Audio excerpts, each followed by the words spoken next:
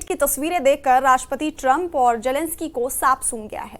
हालात ये हो गए हैं कि अमेरिकन मीडिया चीखने लगा है कि ये चीन की विक्ट्री डे परेड नहीं थी, बल्कि रूस की तरफ से तीसरे विश्व युद्ध की सेना का शक्ति प्रदर्शन था।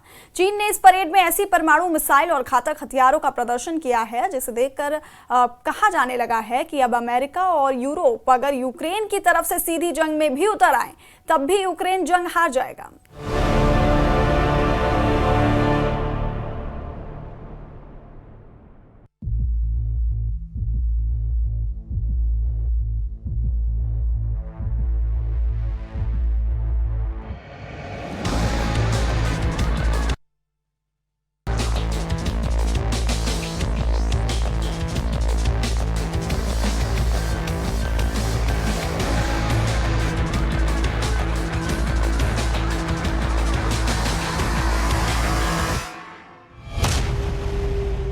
जंग में उतरी तीसरे विश्व युद्ध की सेना, पुतिन, जिनपिंग, किम का खुला चैलेंज।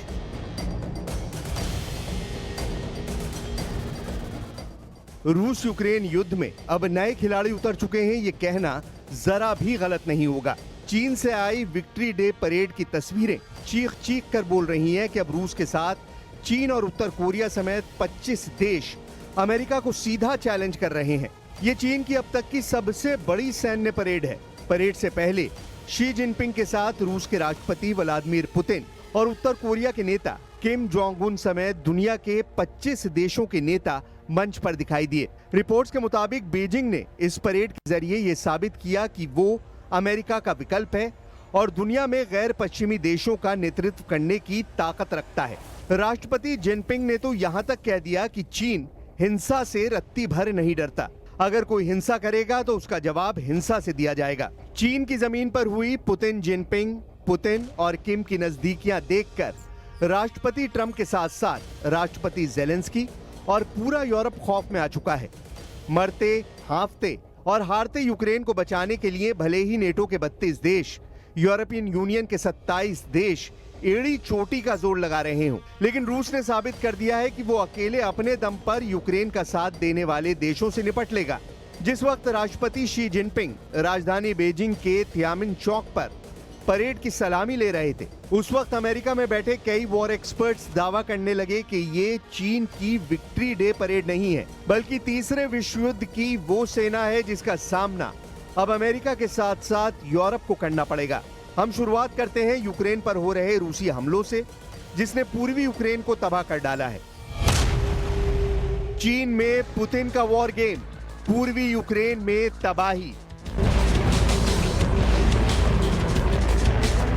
चीन में 3 सितंबर को पुतिन का ऐसा वॉर गेम सामने आया है जिसे देखकर अमेरिकी राष्ट्रपति डोनाल्ड ट्रंप के होश उड़ गए हैं। यकीन करना मुश्किल है, लेकिन पुतिन जिस अंदाज में जिनपिंग और किम जोंग उन से मिले हैं, उसने साबित कर दिया है कि चीन में हुई विक्ट्री डे परेड असल में तीसरे विश्व युद्ध की परेड है। जबकि रूसी सेना ने यूक्रेन के ज़ैपोरिज़िया क्षेत्र में 18 बस्तियों पर 578 हमले किए। कीव इंडिपेंडेंट समाचार आउटलेट के अनुसार स्थानीय अधिकारियों ने बताया कि अलग अलग रूसी हमलों में खेरसोन में 1 व्यक्ति, कीव क्षेत्र में 1 व्यक्ति और डोनेस्क में 1 शख्स की मौत हो गई। गवर्नर व्याचस्लाव ग्लैडकोव ने बताया कि रूस के बेलगोरोड क्षेत्र के प्रोलेटार्स्की गांव में एक यूक्रेनी ड्रोन ने 3 लोगों को घायल कर दिया। रूसी रक्षा मंत्रालय के हवाले से रूसी सरकारी समाचार एजेंसी टास ने बताया कि रूसी सेना ने डोनेस्क क्षेत्र में फेडोरुविका की यूक्रेनी बस्ती पर कब्जा कर लिया। रूसी विदेश मंत्रालय के राजदूत रोडियन मिरोशिनिक ने टास को बताया कि पिछले हफ्ते रूस पर यूक्रेनी हमलों में 12 लोग मारे गए और लगभग 100 घायल हुए। टास के अनुसार रूसी रक्षा मंत्रालय ने कहा कि उसके सुरक्षा बलों ने 24 घंटे की अवधि में 158 यूक्रेनी ड्रोन मार गिराए।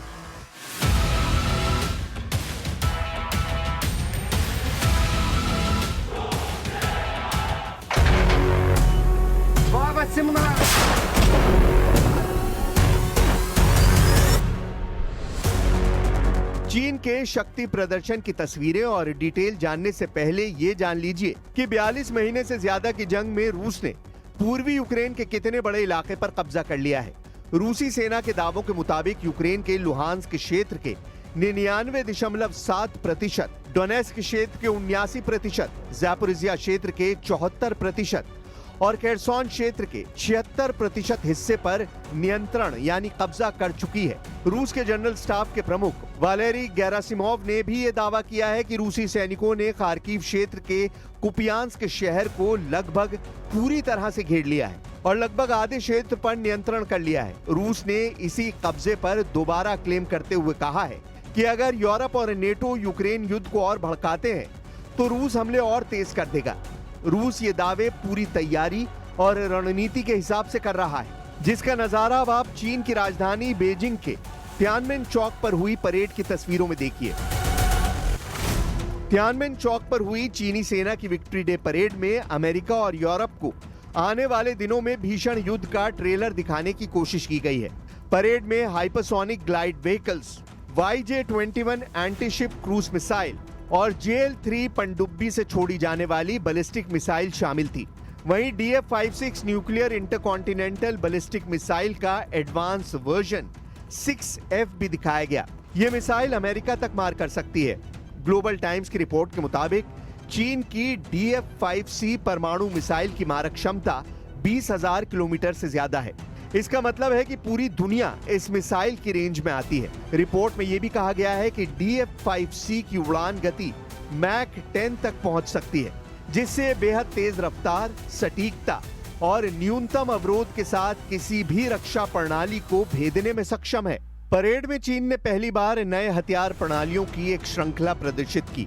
इसमें DF-5C के अलावा 5,000 किलोमीटर की मारक क्षमता वाली DF-26D जहाज रोधी बैलिस्टिक मिसाइलें, CJ-1000 लंबी दूरी की हाइपरसोनिक क्रूज मिसाइलें, वायु रक्षा प्रणालियां, HQ-29 ballistic missile interceptor, carrier killer मिसाइलें, नया युद्धक टैंक टाइप 99B और कई रॉकेट लॉन्चर शामिल हैं। इसके साथ ही वाहन आधारित लेजर रक्षा हथियार, 4 प्रकार के विमान वाहक आधारित जेट लड़ाकू विमान, समुद्र में गहराई तक मार करने वाले ड्रोन, H-6J लंबी दूरी के बम वर्षक, हवाई पूर्व चेतावनी विमान और नौसेना के ड्रोन भी हैं। विक्ट्री डे परेड में चीन ने DF-61 बैलिस्टिक मिसाइल को दिखाया, जो परमाणु क्षमता से लैस है और लंबी दूरी तक मार करने में सक्षम है। इसके साथ ही JL-3 मिसाइल, जो पनडुब्बी से लॉन्च की जा सकती है और अमेरिका तक पहुंचने की क्षमता रखती है।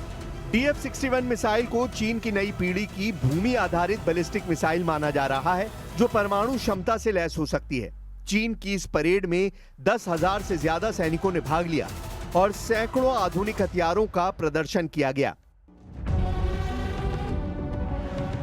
उधर अमेरिकी राष्ट्रपति डोनाल्ड ट्रंप ने इस मौके पर चीन को दूसरे विश्व युद्ध में चीन के लिए अमेरिकी सैनिकों की कुर्बानी की याद दिलाई और साथ ही इस परेड में पुतिन, उत्तर कोरियाई नेता किम जोंग उन की मौजूदगी पर तंज कसा है। ट्रंप ने ट्रुथ सोशल पर लिखा, कृपया मेरी ओर से व्लादिमीर पुतिन और किम जोंग उन को गर्मजोशी से शुभकामनाएं दें। ये दोनों अमेरिका के खिलाफ साजिश कर रहे हैं। В соцсетях президент Трамп, я надеюсь, не без иронии, сказал, что, мол, он передает приветы председателю Си Цзиньпиню и просит через него тоже наилучшие дружеские пожелания передать президенту Путину и председателю государственных дел КНДР, соответственно.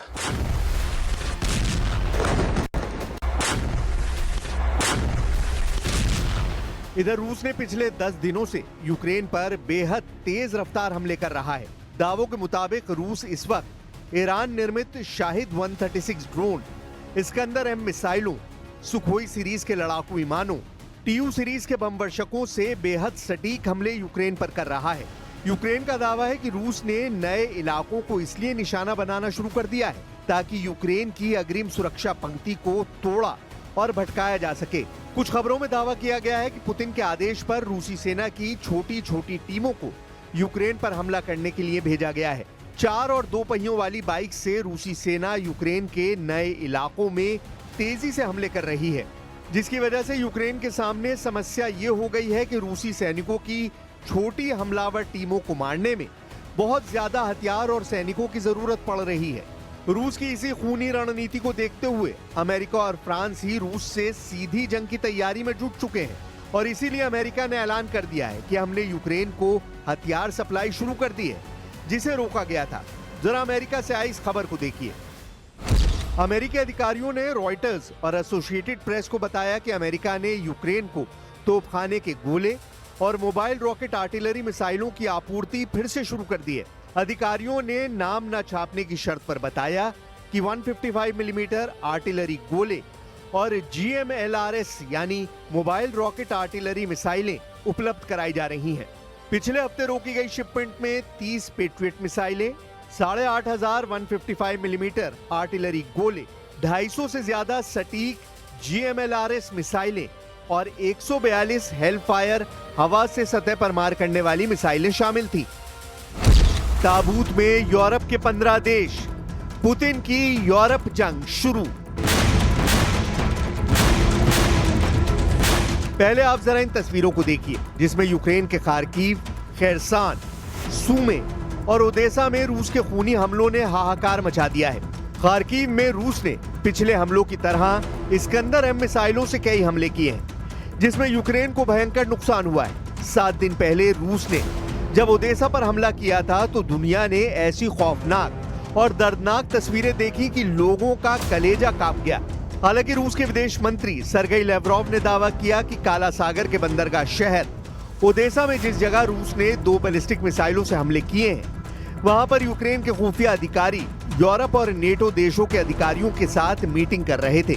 इस हमले पर रूस ने दावा किया कि उसके हमले में ओदेसा में मौजूद 66 यूक्रेनी सैनिक मारे गए थे, जो आम यूक्रेनी जनता को ढाल बनाकर इमारत में खुफिया मीटिंग कर रहे थे।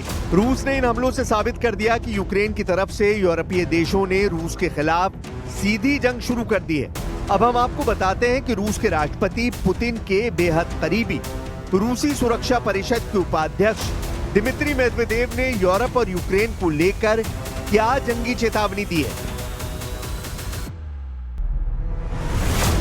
रूस के पूर्व राष्ट्रपति दिमित्री मेदवेदेव ने अप्रैल 2025 में ही यूरोपीय देशों को सीधी चेतावनी दी थी। मेदवेदेव ने धमकी देते हुए कहा है कि यूक्रेन में मौजूद यूरोपीय शांति सैनिक को रूसी सेना ताबूत में भेजेगी। दिमित्री मेदवेदेव ने यह धमकी फ्रांस की राजधानी पेरिस में अमेरिका और फ्रेंच अधिकारियों की बैठक के बाद दी है।